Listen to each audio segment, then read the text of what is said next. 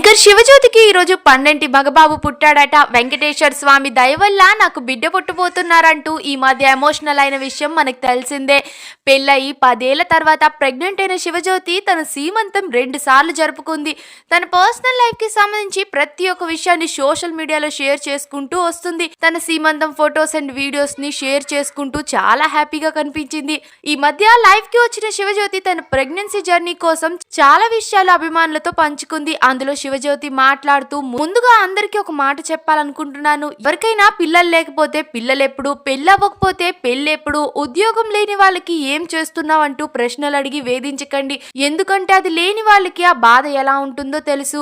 మాకు పెళ్ళయి 10 ఏళ్ళు అవుతుంది. మొదట కెరియర్ పై ఫోకస్ చేశాం. ఆ సమయంలో పిల్లలెప్పుడు అని అడిగే వాళ్లకు నాకు నచ్చినప్పుడు అంటూ ఘాటుగా ఆన్సర్ ఇచ్చేదాన్ని. కానీ 3 ఏళ్లుగా నేను పిల్లల కోసం ప్రయత్నాలు చేస్తున్నాము. ఆ సమయంలో నాకు ఎవరైనా అడిగితే చాలా బాధగా ఫీల్ అయ్యేదాన్ని. కాబట్టి ఎవరైనా పర్సనల్ విషయాలు అడిగే ముందు ఆలోచించండి.